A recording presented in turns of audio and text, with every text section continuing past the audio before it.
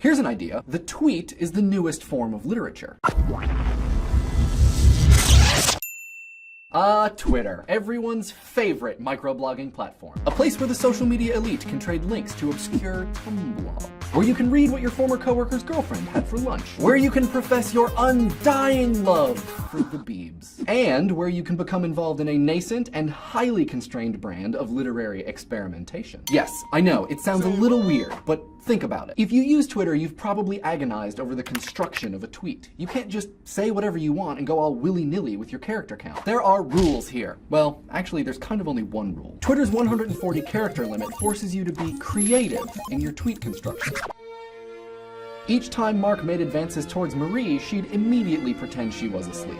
This made for awkward office lunches. The relationship between constraint and creativity is like peanut butter and jelly, like Toe Jam and Earl, like John Woo and Doves. Self-imposed, technologically determined, or culturally developed, constraint is oftentimes the very basis of creativity. Filmmaker Orson Welles even said that the absence of limitation is the enemy of art. The sonnet, still life, ballet, the sonata are all forms which are based on essentially arbitrary rules. A perfect, simple, and practical expression of artistic constraint is the haiku, which, when you think about it, actually has a lot in common with the tweet. Both are social forms meant to provide insight and be shared. Both are meant to stand alone, independently of other haikus or tweets. They have extreme limitations placed upon their length, and the best examples of each have a kind of turn that offers the reader a compelling insight. In haiku, it's called kureji, a place of emphasis, which outlines the structure of the poem and where disparate ideas often come together. How cool the feeling of a wall against the feet.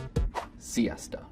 We don't really have an equivalent to the kureji in English, but some of the best tweet makers use arguably a very similar construction. Work finally begins when the fear of doing nothing exceeds the fear of doing it badly. One day, Justin Bieber will turn 40, and we'll all go, I can't believe Justin Bieber is 40, except some of us will be dead. But Twitter isn't the only place that writers are experimenting with creative constraints online. Oh no, no. With so many little text entry boxes ready for creative expression, status update literature is a perfectly modern format available to anyone to both create and to read. Respected author Rick Moody wrote a story on Twitter about a date to Coney Island. There has already been a Facebook novel. Not a novel about Facebook, but a novel written using Facebook. There is even a GChat status novel in the works. Sure, it's easy to challenge the legitimacy of a story constructed in something as seemingly fleeting as a set of status updates, but, as poet William Carlos Williams said, poetry is a machine pruned to a perfect economy. And that's double extra true when you only have 140 characters or less. What do you guys think? Can you write Twitter literature? Or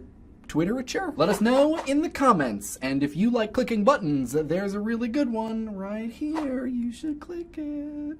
Please subscribe. Holy flirking schnit. The Bronies episode was by far our most commented episode. So first of all, 25,000 subscribers? That is insane. Thank you, and welcome, Bronies. Let's see what you guys had to say. Athea and a group of upvoters wanted us to get some brohoof action going, so ready? Here it is.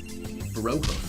Zoot101 makes a point that people might not dislike bronies because they're challenging masculinity, but because they're really effusive about their love of My Little Pony, which is a fair point. In case you haven't already checked them out, there are really great discussions about the brony community on both Equestria Daily and Know Your Meme. We'll place some links in the description. Vadi1980 quotes Miyazaki, who said, "In order to grow your audience, you must betray their expectations." Love it. Trayton Moyer brings up a very relevant XKCD comic, but then again, when isn't XKCD relevant? Eternal Chaosbringer actually has some really good advice for pretty much everyone. He says, it's okay to not like things. Just don't be a dick about the things you don't like. Professed Brony Joe M007 is concerned that we have maybe dragged him into a battle that he's not prepared to fight, which is fair, but unfortunately, Joe, you can't really stand still on a moving train. One thing that we didn't get to talk about is the female contingent of bronies called Pegasisters. Shadowy Oshi Gamer Nerd, a Pegasister, chimes in and says that she doesn't think bronies are changing what is considered manly, but rather what defines a man, which is